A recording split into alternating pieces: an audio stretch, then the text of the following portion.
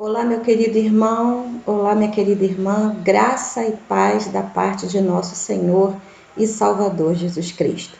Como eu disse na quarta-feira, eu sou uma pessoa que aprecio muito a EBD e isso eu aprendi com os meus pais, né, Clóvis e Terezinha, porque, queridos, em toda a minha vida eu sempre vi os meus pais ministrando a EBD como professores de EBD.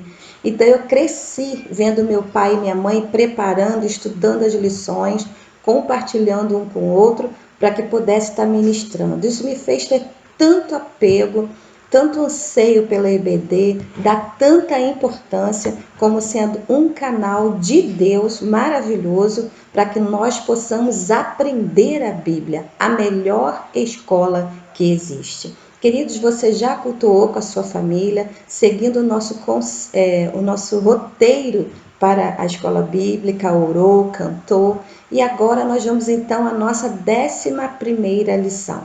Antes de irmos propriamente para a nossa lição, eu também disse na quarta-feira, ou melhor, acho que foi no grupo da nossa igreja, que hoje eu estaria vindo com mais uma das blusas que eu mandei fazer, né? Que eu pedi para fazer para a pastora. E aqui está ela, né? Eu fiz uma blusa branca e coloquei a logo da nossa igreja. Olha que coisa linda que ficou, né? Então estou aqui com a camisa, realmente vestindo a camisa da Igreja Batista do Bandeirante. Nós estamos aqui para servir a Deus, né? É como está escrito aqui, a serviço do reino de Deus. Então, está aqui mais um modelo, né, das blusas que nós fizemos, né, para estarmos usando. Querido, lição 11, então, da nossa EBD, das nossas lições. Nós estamos nesse trimestre estudando sobre a vida de Paulo. Vejam bem, estamos quase acabando, né? Falta apenas 2 lições para que nós possamos terminar essa revista, A Vida de Paulo. O interessante é que quando nós começamos essas lições, nós já estávamos online, né? Que foi em abril. Nós estudamos sobre depressão janeiro, fevereiro e março, né? E nesse segundo trimestre nós começamos estudando sobre a vida de Paulo e ainda estamos nela, né? Para os irmãos terem ideia como está sendo longo esse período das nossas EBDs online. Mas glorificamos a Deus porque temos esse recurso, não é? Então, queridos, nessa 11ª lição, nesse domingo 14 de junho, né? Nós já estamos chegando ao inverno, apesar de já estar fazendo bastante frio. Nós vamos estudar hoje o tema Uma Contracultura no Mundo Perdido. Esse é o tema da nossa lição de hoje, estudando sobre o apóstolo, a vida do apóstolo Paulo, aquilo que ele nos deixou como doutrinas a serem seguidas pela Igreja de Jesus. Uma contracultura no mundo perdido. Já te oriento a abrir o nosso texto básico, Romanos capítulo 12. Deixa a sua Bíblia aberta, porque nós vamos estar lendo alguns versículos desse capítulo do livro de Romanos e também alguns outros textos bíblicos, ok? Então vamos lá. Essa carta a Romanos, Paulo escreve à igreja que está em Roma. Diga aos irmãos que essa é uma das cartas mais teológicas do apóstolo Paulo. Ela realmente nos incentiva a estudarmos, aprendermos, a vivermos como igreja de Cristo de uma forma saudável. Então é uma das cartas mais teológicas. Por que não dizer a mais teológica que o apóstolo Paulo ele veio assim escrever? Nós sabemos, queridos, que a vida de Paulo não foi uma vida muito fácil. E muitas das suas cartas ele escreveu nas prisões. Foi um recurso que Deus deu a ele para doutrinar, incentivar, exortar, corrigir as igrejas, porque muitas das vezes ele estava longe dela, né? Então ele enviava as suas cartas, ele enviava as cartas à igreja, ele enviava as cartas aos líderes, como foi o caso de Timóteo, né? Para que pudesse estar orientando mesmo à distância. E olha que interessante, mesmo à distância da vida do apóstolo Paulo, porque ele já viveu sobre essa terra, né, já teve a sua brilhante história cristã, mas já faleceu há muito tempo. E ainda hoje, 2000 anos depois, né, do seu falecimento, até um pouco menos, né, ele ainda fala, as suas doutrinas estão tão vivas ensinando a Igreja de Jesus a viver nesse século. Queridos, nós podemos entender que do capítulo 1 ao capítulo 11, Paulo está apresentando doutrinas que a igreja deve estar atenta, como viver uma vida cristã. E a partir do capítulo 12, que é esse que nós vamos estar lendo hoje, estudando agora, ele vem então a mostrar como essas doutrinas apresentadas afetam diretamente a vida do cristão. Como essas doutrinas afetam diretamente o viver cristão, né, para a Igreja de Jesus. Nós que somos Igreja de Jesus precisamos ser afetados por essa doutrina de alguma forma. Senão são só falácias. Senão é algo que Paulo falou e não surte efeito. Porém, não é assim, irmãos. Estas cartas de Paulo são tão inspiradas pelo Espírito Santo que ainda hoje, quando somos iluminados pelo mesmo Espírito, compreendemos, entendemos a veracidade, vimos que Jesus está em todas as letras, em todas as falas desse apóstolo, nos ensinando como viver uma vida cristã. Nós lemos o tema e ele diz: uma contracultura, é uma palavra só, uma contracultura no mundo perdido. Vamos então entender um pouquinho esse tema. Eu quero ler para vocês um comentário do nosso autor, do nosso comentarista das nossas lições, o pastor Exaltino. E ele diz o seguinte: não que devamos nos portar arrogantemente, mas que devemos ser santos e não enamorados do mundo. O pastor Exaltino, então, explicando esse tema. O que é a contracultura? Como ser contra a cultura no mundo perdido? Ele está nos explicando, querido. Não ser arrogante, somos melhores, nós temos Jesus, então todo o resto é todo o resto, a igreja é a mais poderosa. Não é isso. Não é isso que o nosso comentarista e nem o texto bíblico está dizendo, mas está nos orientando que nós não podemos ser enamorados, né? Na semana do Dia dos Namorados, né? Essa palavra veio bem a calhar, né?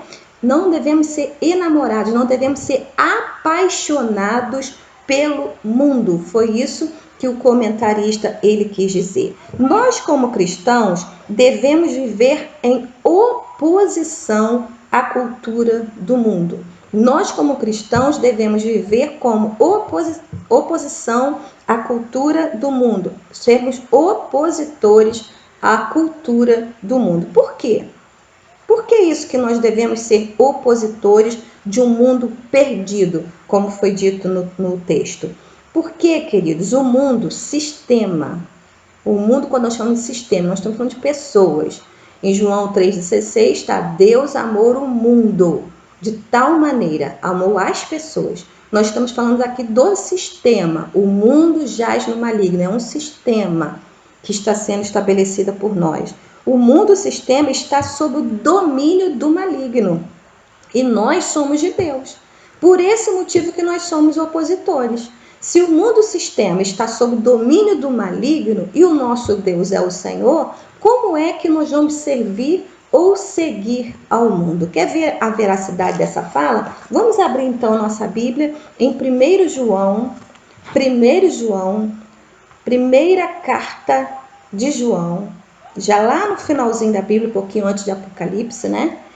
Capítulo 5, versículo 19. O que diz aí? 1 João, não é o Evangelho, é a carta. 1 João 5, 19 diz o seguinte: 19. Sabemos que somos de Deus e que o mundo está sob o poder do maligno. Sabemos que somos de Deus e que o mundo está sob o poder do maligno. É quando nós falamos o mundo jaz no maligno. Querido, se nós somos de Deus e o mundo, o sistema, ele está sob o domínio do maligno, eu não posso ser dividido. Por isso que eu sou um opositor. Se eu faço a vontade de Deus, eu me oponho à vontade do maligno. Se eu sou de Deus, eu me oponho à vontade do maligno. Não posso estar em cima do muro. Um pouquinho de Deus, um pouquinho do maligno. Um pouquinho de Deus, um pouquinho do mundo. Isso não é possível. eu preciso me posicionar. Se eu sou de Deus, não posso ser do maligno. Por isso, eu me torno um opositor à vontade do mal, à vontade do maligno, à vontade desse mundo perdido, como diz, né, o nosso tema que acabamos de ler. O que se via em Roma, queridos, naquela época, quando Paulo ele estava doutrinando a igreja de Roma, Roma nós sabemos que era um centro cultural, né? Ali havia uma mistura de culturas, uma miscelânea. Tudo que acontecia primeiramente em Roma. Ele influenciava o mundo. O que se via em Roma é o mesmo quadro triste que a igreja contemporânea vive. O que se via em Roma é o mesmo que nós estamos vivendo hoje, que a igreja vê hoje nesse mundo perdido. O desejo de andar com mãos dadas com o mundo, ser amigos. Olha bem, hein? Sendo de Deus, desejando andar de mãos dadas, ser amigos, né, do mundo e daquele que domina o mundo, que é o maligno. Ao invés da igreja contemporânea se preocupar e se empenhar em fazer a vontade de Deus, ser santos, ser separados, que deseja fazer a vontade do maligno. Andar de mão dada com o mundo, está de acordo com o mundo que o inimigo assim opera. Ele tem domínio, como o texto que nós lemos, né, de 1 João. Quando afirmamos que somos contra a cultura, não estamos dizendo que somos contra a cultura. Se você observar no nosso título da mensagem, na sua revista virtual, lá está escrito o nosso tema, uma contracultura, uma palavra só, uma contracultura no mundo perdido, e não contra, artigo A, cultura, contra a cultura. A igreja não está sendo opositora da cultura do bom sentido. Nós somos seres culturais, né? Nós estamos no Brasil, no país que tem as suas culturas, e muitas delas, irmãos queridos, nos completam, porque são a nossa história. Porém, quando a cultura ela está sob o domínio do maligno, nós somos contra a cultura, porque fazemos a vontade de Deus. Quer dizer que nosso empenho é sermos parecidos com Jesus e não com o mundo. Quando nós afirmamos que somos contra a cultura, nós estamos dizendo que somos imitadores de Cristo. Estamos aqui para fazer a vontade de Cristo e não fazer a vontade da cultura, do mundo que está sob o domínio de Satanás, sob o domínio do inimigo. Por isso que não é possível andar de mãos dadas. Por isso que não é possível ser enamorados, estar apaixonados. Sirva a Cristo, mas sou apaixonado por tantas coisas do mundo. Sirva a Cristo, mas sou enamorado de tantas coisas lindas, maravilhosas que acontecem no mundo, que na verdade são armadilhas postas prontas para nos tragar. E nós vamos ver isso durante o desenrolar da lição. Você está com a sua Bíblia aberta em Romanos capítulo 12. E nosso primeiro tópico da lição diz o ponto de partida. Nosso primeiro tópico, o ponto de partida, que nada mais é a análise de um texto tão importante, tão magnífico, esclarecedor para nós nessa manhã, de Romanos capítulo 12, versículos 1 e o versículo de número 2. Está aberta a sua Bíblia? Esse texto diz assim: portanto, irmãos, rogo-lhes, pelas misericórdias de Deus, que se ofereçam em sacrifício vivo, santo e agradável a Deus.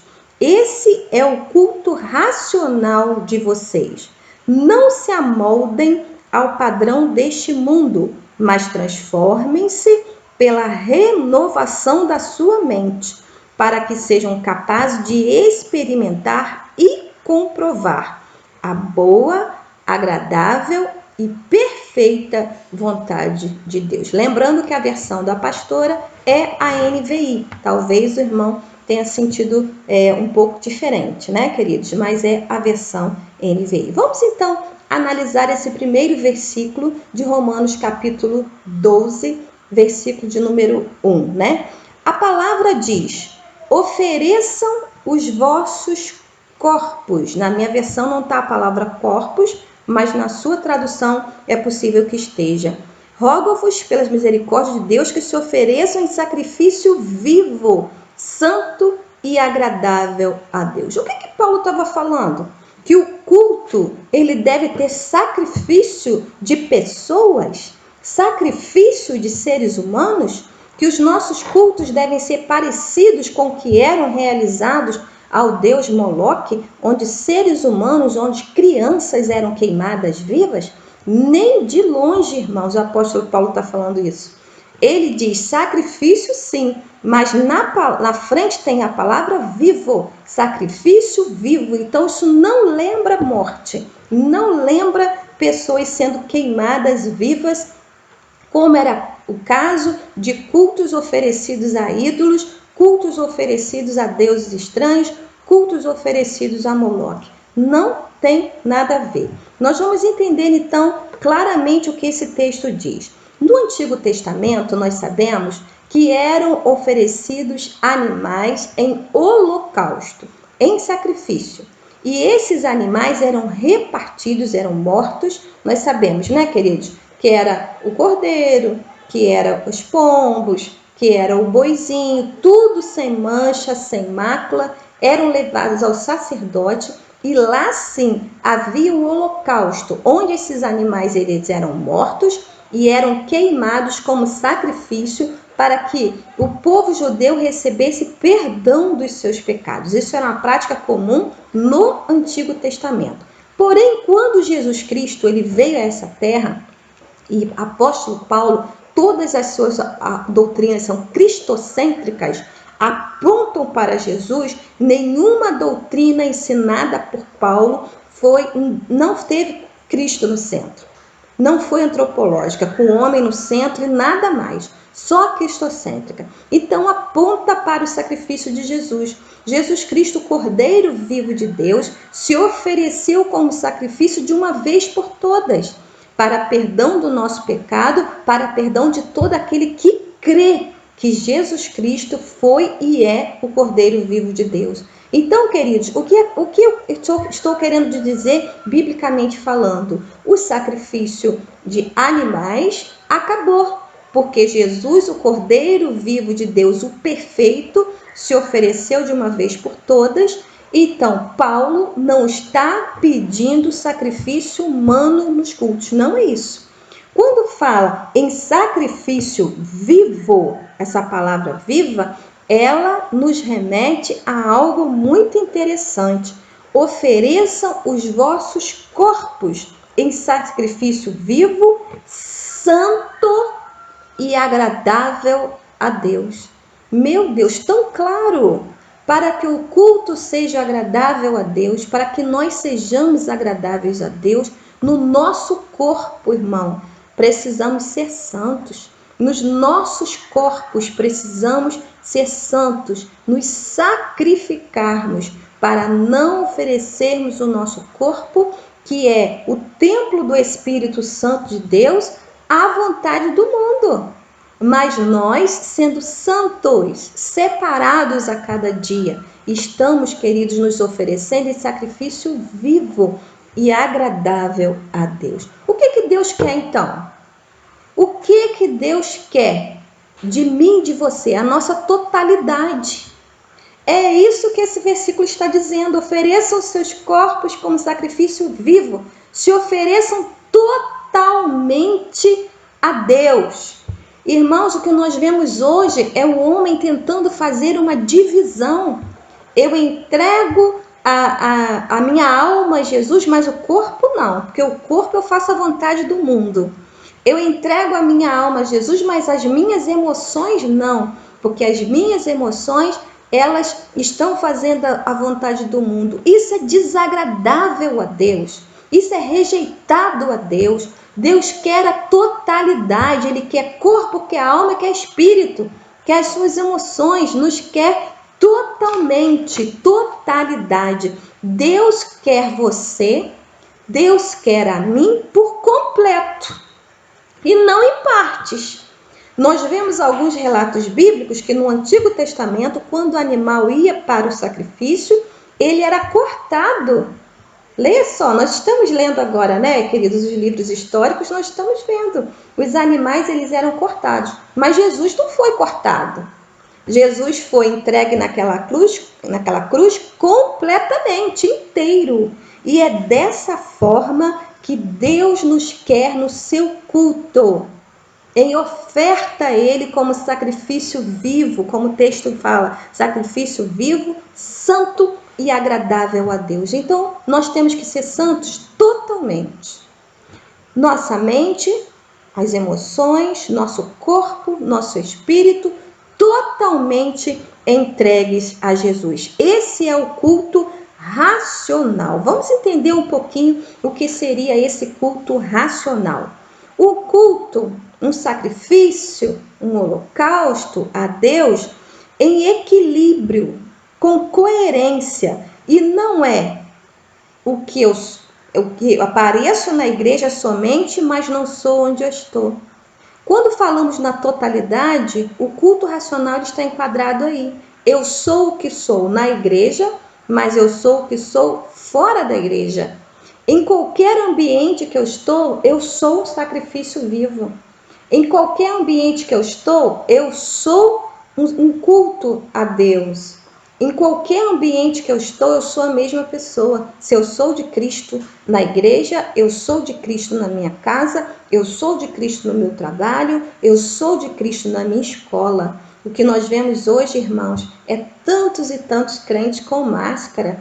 Uns na igreja e outros em outro ambiente. Isso é triste demais, porque Deus nos quer na totalidade e apresentando um culto racional, um culto em equilíbrio, um culto coerente. Eu posso cultuar em qualquer lugar que eu esteja, porque eu sou de Cristo em qualquer lugar que eu esteja. É por isso que muitas das vezes o mundo nos odeia, porque nós caminhamos no mundo, mas não somos do mundo.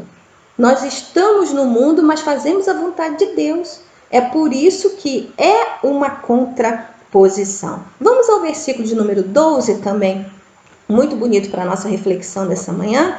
Ou melhor, versículo de número 2, perdão. Diz assim: não se amoldem ao padrão deste mundo, mas transforme-se pela renovação da sua mente, para que sejam capazes de experimentar e comprovar a boa, agradável e perfeita vontade de Deus. Paulo orientando, já que são de Cristo, já que somos de Deus, já que não somos do maligno, estamos na contraposição desse mundo perdido, não se amoldem ao padrão desse mundo. Não podemos estar moldados, tomar a forma. É essa palavra no grego. Amoldar significa tomar a forma do mundo, porque o mundo jaz no maligno. Então, eu preciso ter a forma de Cristo, ser imitante de Cristo, me parecer com Cristo e não parecer com o mundo. Não tome a forma do mundo. Queridos, eu quero mostrar para vocês, aqui, né, das minhas mãos, eu tenho uma jarra muito bonita. Essa jarra foi minha irmã que me deu, Eni, né? Aqui dentro, ó, tem água, tá vendo? Aqui dentro é a água que está na forma da jarra, certo? Está na forma da jarra. Aqui do meu lado eu tenho alguns copos e eu vou mostrar aos irmãos. Esse copinho pequenininho, olha que bonitinho, é uma tacinha que eu ganhei de presente lá na CIB de Rio Bonito no aniversário de 50 anos. Olha que pequenininha, ela é pequenininha mesmo, ó, viu? Eu vou colocar nessa tacinha a água que está na forma da garrafa. Até beber um pouquinho, que enchi muito. Queridos, veja bem, a água que está aqui dentro não está mais na mesma forma que estava na garrafa. Mudou de forma, ela tomou a forma da tacinha. se amoldou a tacinha, viu?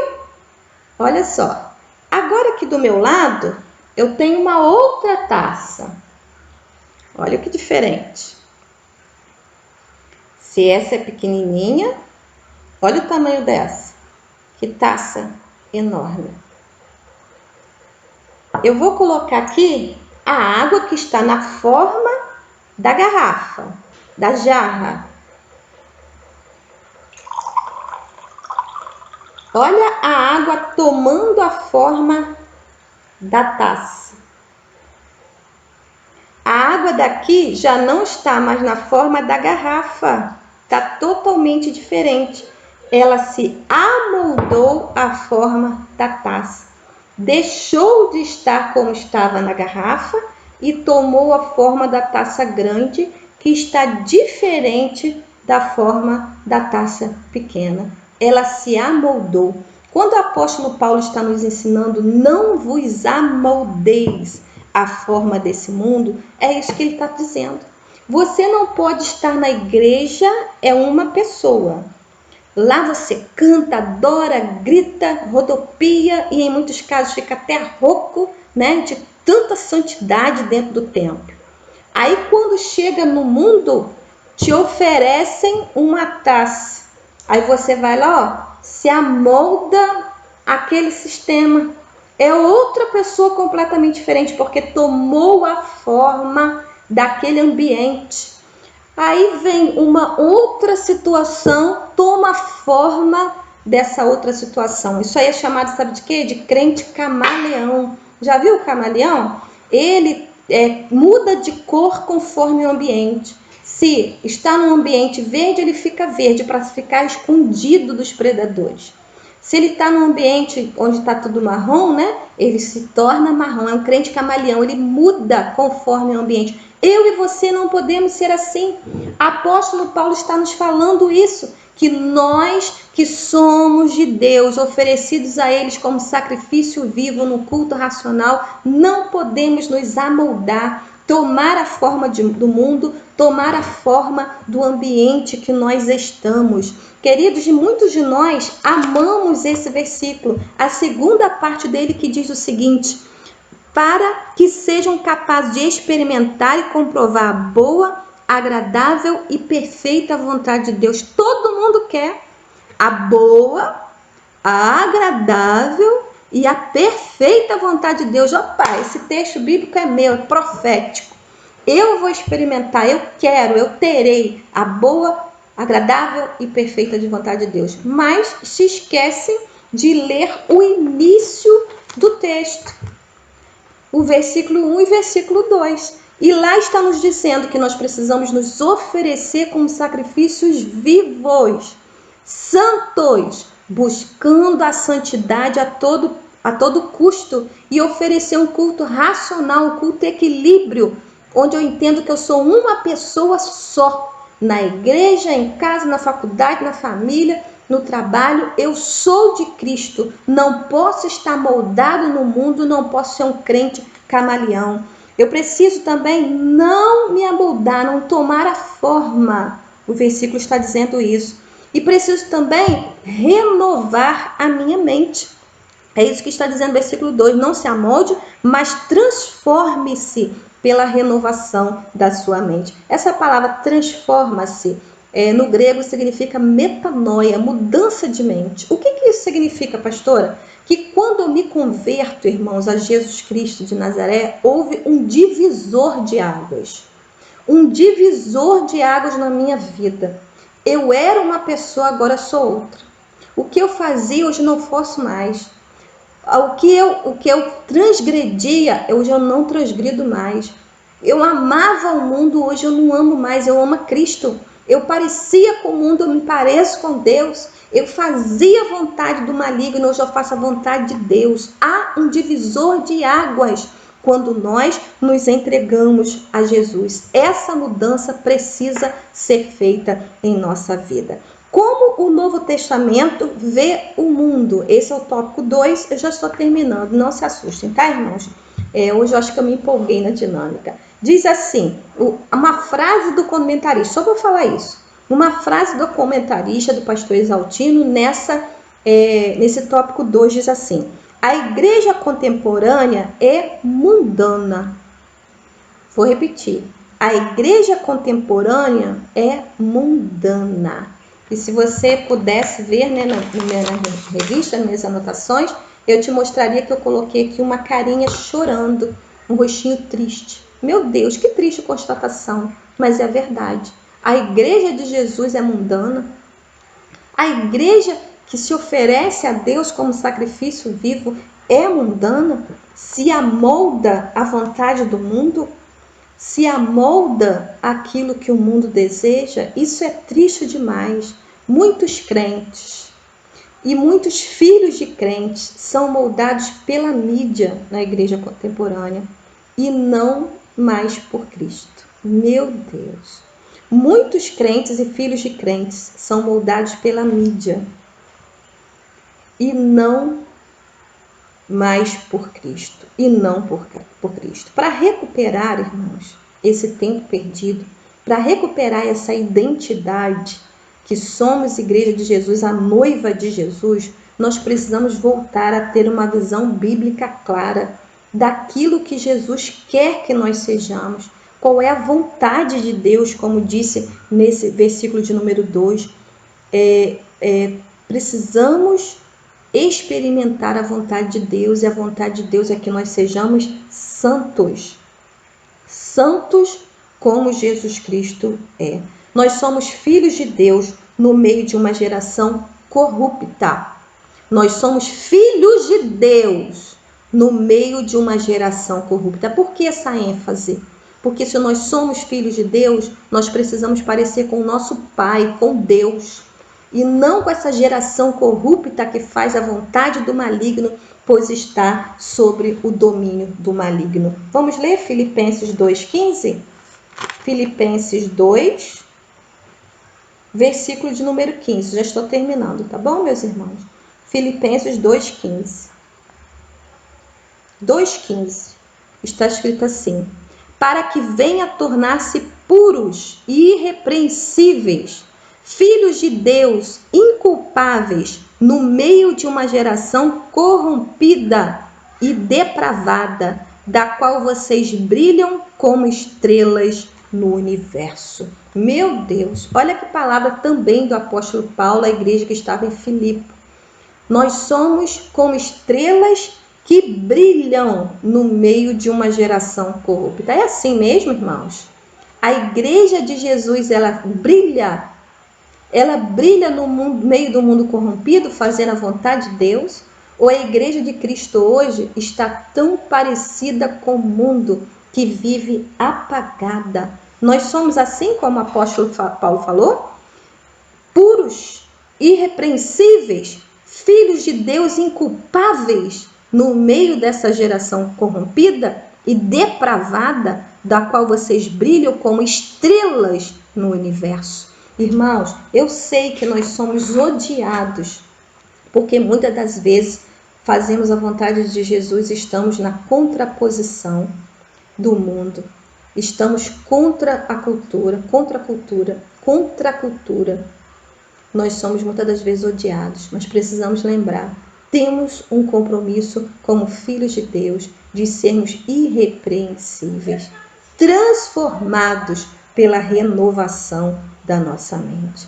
Queridos, em nome de Jesus, que ouçamos essa palavra do apóstolo Paulo. E eu te oriento a ler todo o capítulo e estudar todo o capítulo com vocês, até o versículo 10 e um pouquinho mais adiante, mas o nosso tempo já se foi. Eu te oriento que você possa, em nome de Jesus, ler Romanos capítulo 12, que é o que nós estamos estudando, até o versículo de número 21, que se diz assim: não se deixe vencer pelo mal, mas vençam o mal com o bem. Não se deixe vencer pelo mundo, pelo sistema, pela vontade do maligno que está sob o domínio do mundo, mas vençam o mal com o bem, e o bem é Jesus Cristo. Quando obedecemos Romanos 12, 1 e 2, temos reflexos, vários reflexos na nossa vida cristã e nos nossos relacionamentos. É isso que você vai ver a seguir nesses últimos versículos aí, nos versículos a seguir de Romanos 12. Mas lembre-se, estar na contraposição, estar contra a cultura, é dizer que nós somos de Cristo no meio de uma geração corrupta. E lembre-se, biblicamente falando, a visão bíblica é: pecado continua sendo pecado, irmãos. É triste, é dolorido, nós somos confrontados por isso, mas é verdade. Hoje muitas igrejas estão se amoldando ao mundo a tal ponto de dizer que o pecado já não é mais pecado. Ah, porque se eu denunciar o pecado, eu serei odiada, a minha igreja ficará vazia. Ficará, irmãos, mas o céu ficará cheio de pessoas que realmente são santas, são irrepreensíveis. Pecado continua sendo pecado, nada mudou. Nada mudou. Pecado, desobediência a Deus. Por isso que nós precisamos voltar a ter a visão bíblica. Ensine a seus filhos não a seguir a mídia, a roupa, né, que o ator está usando, mas ensine o seu filho a respeitar, a temer, a amar a Bíblia como sendo a vontade de Deus. Nós somos de Deus no meio da geração corrupta, contra a cultura que está nesse mundo que jaz no maligno. Mas nós somos de Cristo, em nome de Jesus. Deus te abençoe, rica e poderosamente, em nome de Jesus. E até logo mais, se Deus assim permitir. Com a melodia, ele me encontrou, me cercou com a canção que me libertou dos meus inimigos, dos meus medos, me salvou. E eu não sou mais escravo do medo, eu sou filho de Deus. E eu não sou mais escravo do medo, eu sou filho de Deus.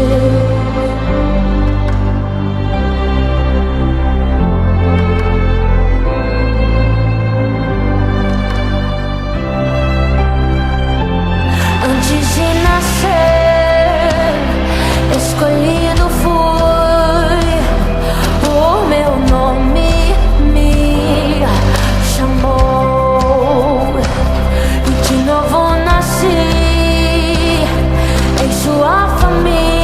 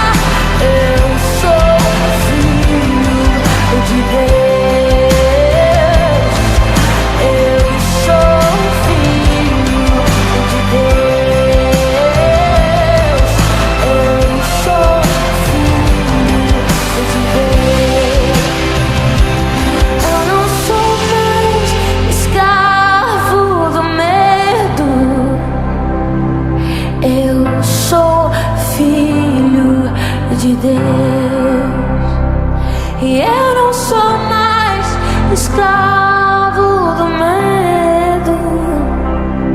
Eu sou filho de Deus.